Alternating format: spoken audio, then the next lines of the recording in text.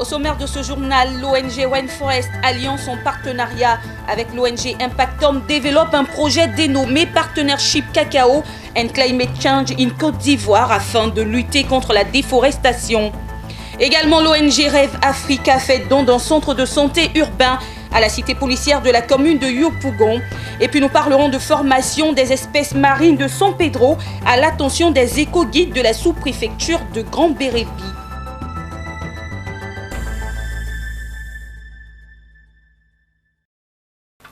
Et voilà pour les titres. Bienvenue, Madame, Monsieur. Dans le cadre de son programme de partenariat sectoriel, l'ONG Rainforest Alliance, en partenariat avec l'ONG Impactom, a développé un projet dénommé Partnership Cacao and Climate Change in Côte d'Ivoire.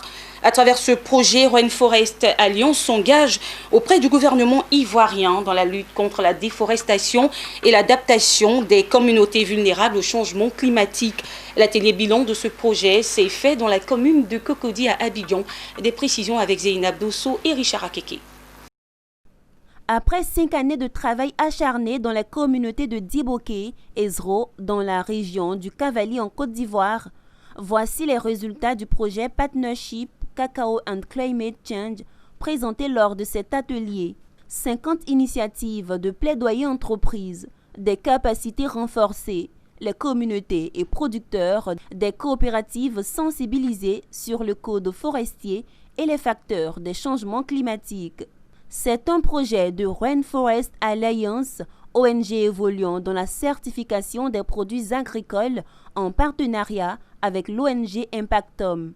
Il visait une meilleure application du code forestier et ses textes d'application, notamment liés à la propriété de l'arbre. Au niveau de son article 24 parle de la notion de propriété de l'arbre, donc que ce soit l'arbre planté ou l'arbre naturel. Maintenant, dans le code forestier, cet article-là ne définit pas comment est-ce que cette propriété-là peut être mise en pratique. Donc nous, notre projet, c'est vraiment de tester différentes approches pour rendre cette mesure concrète pour un producteur. Comment est-ce que je peux prouver que je suis propriétaire ou que l'employé est propriétaire de cet arbre-là? C'est ce que nous avons testé dans ce pilote-là. Et aujourd'hui, nous sommes à même de faire des propositions concrètes au ministère des Eaux et Forêts. Donc on a voulu vraiment aller au plus proche des communautés, des producteurs, pour regarder avec eux comment on pouvait décliner les aspects de développement de territoires durables, ce qu'on appelle l'approche landscape. On ne l'a pas fait au niveau d'une région, on ne l'a pas fait au niveau national, on l'a fait vraiment au niveau de petits villages. Financé à hauteur de 18 millions de francs CFA par le ministère des Affaires étrangères des Pays-Bas, le projet Partnership Cacao and Climate Change s'inscrit dans le cadre des programmes sectoriels de l'ONG internationale Rainforest Alliance. La société de distribution de matériel électrique, industriel et bâtiment d'EMEIB a accueilli ce mardi des agents de Schneider Electric dans ses locaux. Objectif, présenter les dernières innovations de l'entreprise Schneider Electric et les confier à d'EMEIB en tant que distributeur officiel. La d'EMEIB, société de distribution de matériel électrique, industriel et bâtiment, a l'habitude des grandes marques. Aujourd'hui, c'est l'entreprise Schneider Electric qui est à l'honneur dans ses locaux. Elle est venue présenter une nouvelle gamme de disjoncteurs et d'interrupteurs dont d'EMEIB est distributeur officiel. Aujourd'hui, nous recevons Schneider dans nos locaux afin de présenter les nouveaux produits. Avec d'EMEIB, c'est d'abord la garantie des produits, c'est garantie fabricant et c'est des sources sûres. Nous invitons notre clientèle à continuer de nous faire confiance. La société de distribution de matériel électrique, industriel et bâtiment d'EMEIB fournit du matériel électrique de la basse à la moyenne tension. J'invite tout le monde à venir chez d'EMEIB parce que d'EMEIB, on arrive à satisfaire tous nos clients, du résidentiel jusqu'au tertiaire. Tous les produits du matériel électrique, de la petite maison jusqu'au poteau électrique. Depuis plus de 25 ans, la d'EMEIB distribue des solutions techniques aux professionnels de l'électricité dans tous les domaines résidentiels, industriels, bâtiments et tertiaires. Et c'est un reportage signé Betty Kwaku et Lyon Gilbert. Le mois de décembre s'annonce avec la tenue de divers événements dans le district d'Abidjan. Dans la commune de Yopougon, la structure Job Africa TV, en collaboration avec la municipalité, a décidé d'offrir un festival à sa population. Yop Festival se veut une plateforme d'échange et de brassage entre les populations de la commune dans le but d'améliorer ensemble les conditions de vie des populations. L'annonce de ce festival s'est faite au cours d'une conférence de presse à laquelle ont pris part nos reporters Daniel Kodio et Ezekiel Seri. On regarde. Yopougon, quartier camp militaire. C'est ici que doit se tenir la première édition de Yop Festival, les 21, 22, 23 et 24 décembre 2020. L'événement sera organisé par la structure Job Africa TV en collaboration avec la mairie de Yopougon. En organisant ce festival, les initiateurs veulent se donner les moyens d'ouvrir un cadre de festivités, d'échanges et de cohésion à forte retombée socio-économique pour contribuer au développement des différents quartiers de Yopougon. Yop Festival 2020 vise à définir un cadre de rencontre entre les élus de la commune de Yopougon, les habitants, les natifs, la diaspora et les cadres originaires du quartier camp militaire. Mobiliser les habitants du quartier camp militaire pour une action sociale majeure. Promouvoir l'art et la culture sur toutes ses formes. Permettre aux partenaires de mener une opération de communication efficace. Ce que nous souhaitons également pour Yop Festival, c'est que Yop Festival devienne ce festival important qui va porter haut la commune de Yopougon. Plus de 100 000 festivaliers sont attendus à cet événement entre les carrefours sapeurs-pompiers et Gandhi. L'accès au festival est gratuit pour toute personne désireuse de s'y rendre. Même si Yop Festival se déroulera dans un contexte marqué par la Covid-19, les organisateurs se veulent rassurants sur le strict respect des mesures barrières et invitent la population du district d'Abidjan à y prendre part du 21 au 24 décembre 2020. Et en l'annonçant en titre, la cité policière de Yopougon 2 se dote d'un centre de santé urbain à base communautaire. Il s'agit d'un don de l'ONG Rêve Africa aux habitants de la cité policière de Yopougon 2. La cérémonie d'ouverture a eu lieu ce 1er décembre 2020. Pierre Tebeu et Marius Seri nous font le retour. Le comité de gestion de la cité policière a rêvé de rapprocher ses habitants d'un centre de santé. C'est chose faite. Le centre de santé urbain à base communautaire de la cité policière de Yopougon 2, ouvert ce 1er décembre, est un ancien bâtiment du CROU entièrement réhabilité, rénové et équipé par l'ONG Rêve Africa, établi sur une superficie de 1600 mètres carrés. Ce nouveau centre de santé qui comporte plusieurs services classiques dont la consultation, la médecine générale, la gynécologie, la radiologie et le laboratoire est le fruit d'une convention entre le comité de gestion de la cité et l'ONG Rêve Africa. Le donateur dit vouloir soulager les besoins de cette population en soins primaires et soutenir l'État dans ses efforts. C'est de transformer ce centre en un hôpital parce que c'est un hôpital dortoir.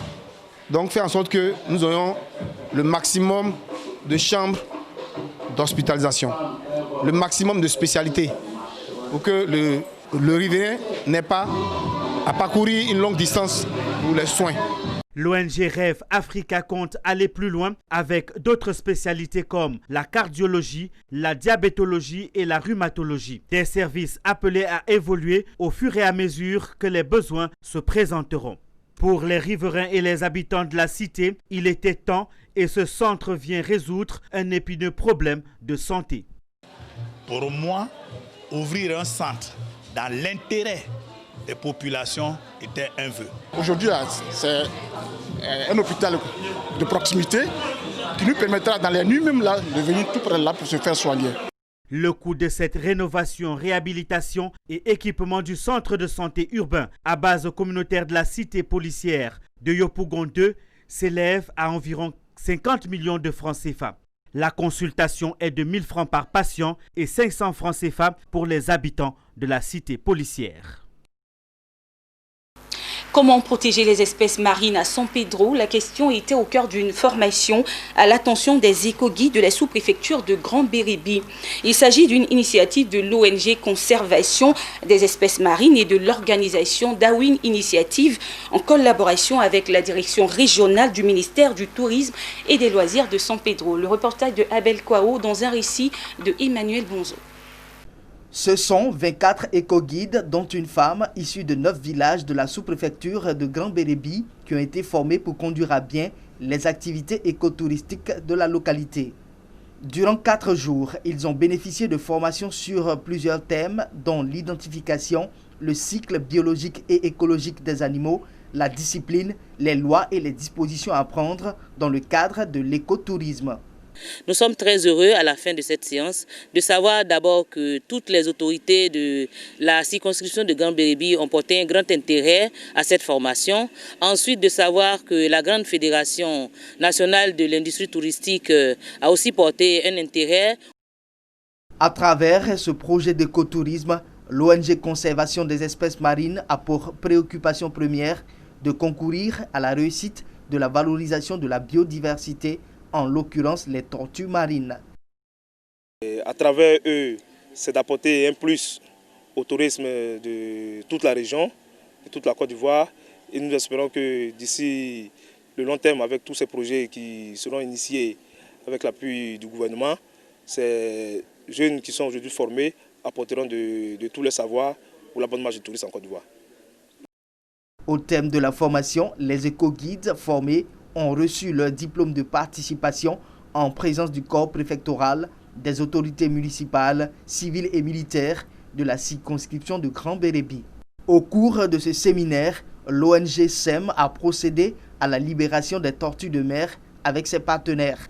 La CEM, Conservation des espèces marines, est une ONG qui développe des activités de conservation de tortues marines sur les 30 km de plage entre les villages de Roc et Kablaké, région de la côte la plus fréquentée par les tortues en Côte d'Ivoire. Et la deuxième session ordinaire du conseil municipal de Ouangolo-Dougou au titre de l'année 2020 s'est tenue ce 28 novembre à la salle Félix Houphouët-Boigny de la mairie de Ouangolo-Dougou. La cérémonie a été présidée par le maire Moussa Toungara en présence de la vice-présidente du Sénat Makani Diaby. Plusieurs points étaient à l'ordre du jour, notamment les actions et projets réalisés par la mairie pour le développement de la commune. Ouattara Daouda et Walter Kofi nous font le point.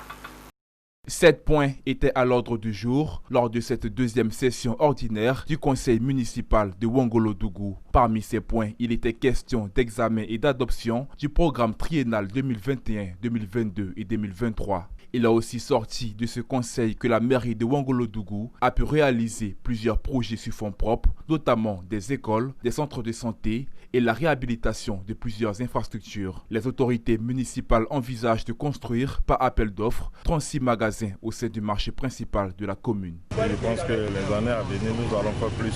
Parce que quand tu vois le budget triennal 2021, 2022, 2023, ça englobe tout. Et le budget est très riche. Je pense que nous allons nous donner les moyens pour vraiment satisfaire nos populations que nous avons fait. Ces actions et réalisations faites par la municipalité au profit du développement de Ouangolo-Dougou ont été saluées par les autorités de la commune et Makani Diaby, vice-président du Sénat. Soré Jean-Pierre, préfet du département de Ouangolo-Dougou, a profité de l'occasion pour inviter les uns et les autres à l'union, la paix et la solidarité.